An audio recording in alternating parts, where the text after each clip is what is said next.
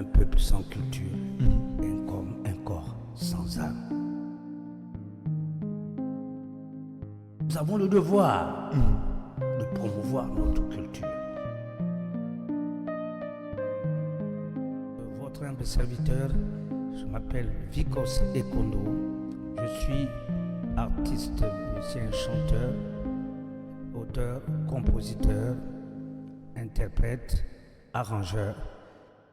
Bonjour à tous, vous êtes sur Un jour un album et son bien c'est mon nom. Je ne suis pas tout seul aujourd'hui, je suis avec Solomoni du blog Afrovibes et aujourd'hui c'est une édition spéciale parce qu'on rend hommage à Vikos Ekondo en revenant sur 4 faits qu'il faut absolument savoir sur sa carrière.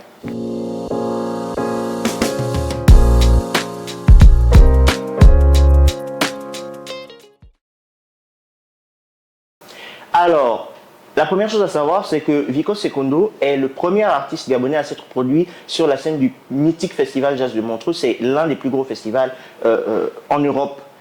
Et d'ailleurs, à ce propos, restez bien jusqu'à la fin de la vidéo parce qu'il y aura une petite surprise à propos de ça.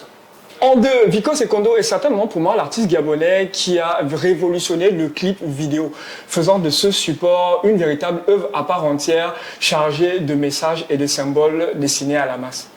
Et je rajouterais aussi que Vikos a surtout aidé à désacraliser la tradition pour le meilleur, parce que c'est toute une génération de jeunes qui ont grandi un peu effrayés par les clips vidéo, mais qui ont surtout développé une certaine curiosité pour la culture. Je pense que c'est pareil pour toi. Moi, je me rappelle le clip de Ayuba, Bovengangoy, ça faisait peur. Mais en même temps, ça créait une certaine curiosité où on se posait des questions, on cherchait à savoir, on cherchait à comprendre. Et je pense que ça, c'est quelque chose qui restera pour toujours dans la culture gabonaise. En 3 mois, je parlerai du son, le tandima.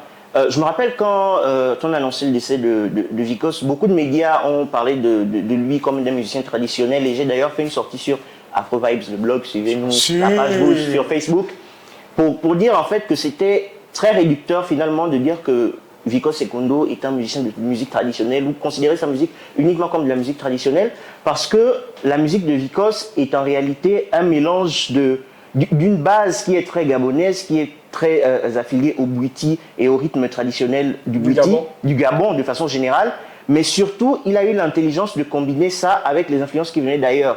Quand il joue des rythmes traditionnels avec du piano, quand il mélange des sonorités funk, des sonorités rock. Avec la guitare électrique, yeah. des lignes de basse en fait, très funk. Je pense qu'il était très en avance finalement de ce qu'on a appelé plus tard la world music et tout. Et c'est quasiment la même chose que Fela Kuti a fait aussi avec l'afrobeat, c'est-à-dire qu'il est parti d'une base très traditionnelle, très nigériane, très yoruba, et à ça il a associé des influences qui venaient de la musique américaine. Du jazz. Alors, si en ce moment vous regardez cette émission et que tout ce que vous saviez sur Vikos jusqu'à aujourd'hui n'était que Bovengangoy ou Lost Voices, sachez que la discographie de l'artiste est enfin disponible sur toutes les plateformes de streaming. Même si certains morceaux ont été... Voilà. Non, on va se contenter de ça. Ouais. Voilà, donc allez... Ils ont vraiment fait l'effort de prendre toutes les chansons 80, 90, les années 2000, c'est super. Ah, même l'album Lost Voices. Ouais. Ça m'a vraiment fait plaisir. Donc, allez streamer la discographie de Vikos. On espère avoir cette discographie sur Gestor. En tout cas, on va se battre pour l'avoir ici.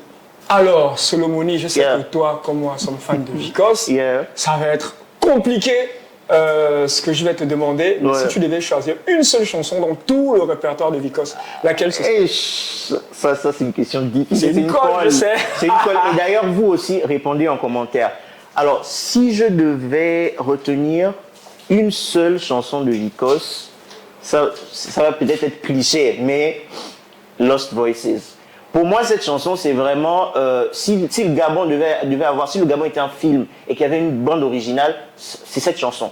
C'est magnifique, les chœurs, les tambours. Et Vikos qui chante qui parle. En fait, c'est la culture, la tradition gabonaise bantou qui est magnifiée. Qui est magnifiée. C'est super. Et toi?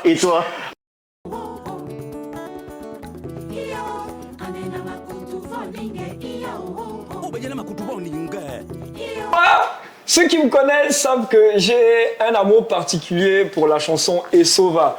Justement, on a parlé du côté très funk Yeah, de yeah, Vikos et Kondo. yeah. Je pense que c'est vraiment ce morceau-là qui illustre le côté très funky de la musique de Vikos. Enfin, si Vikos avait, enfin, s'il était né aux États-Unis, ce morceau serait certainement sorti chez Stax Records, tellement le morceau est funk, tellement il groove, il y a cette ligne de basse et cette batterie. Ouais.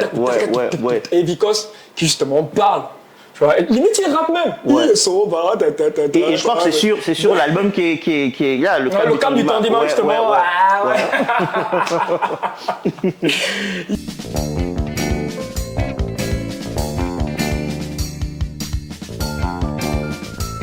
Yeah. Alors, Solomoni, on parle justement d'un cadeau pour toutes les personnes qui nous regardent. Alors, si tu nous en parlais, de quoi il s'agit? Alors, nous sommes très généreux et surtout, c'est vraiment, vous avez demandé ça en commentaire. Big up à Miss Bouloualou qui nous suit très bien. Alors, on a dit que Vikos et Kondo était le premier artiste gabonais à avoir performé sur la scène du Montreux Jazz Festival. Exact. Alors, dites-nous en commentaire. Donnez l'année. On va être gentil. Donnez l'année. Vous ne donnez pas la date complète, mais donnez l'année. Vous nous donnez l'année. Vous mettez ça en commentaire et on choisira quelqu'un qui gagnera soit ce t-shirt-là, Gestor Music, soit celui-là, soit ce t-shirt-là, le câble du Tandima de Vikos et Kondo. Exact. Dites-nous ça en commentaire et puis amusons-nous un peu. Exact. Bon allez, c'était Sonobian, aka le Slim Boy Wonder et Solomoni du blog Afro Vibes. Pour un jour un album dédié à Vikos et Kondo qui nous a quitté le 14 août dernier. Rest in peace. Rest in peace. We love you.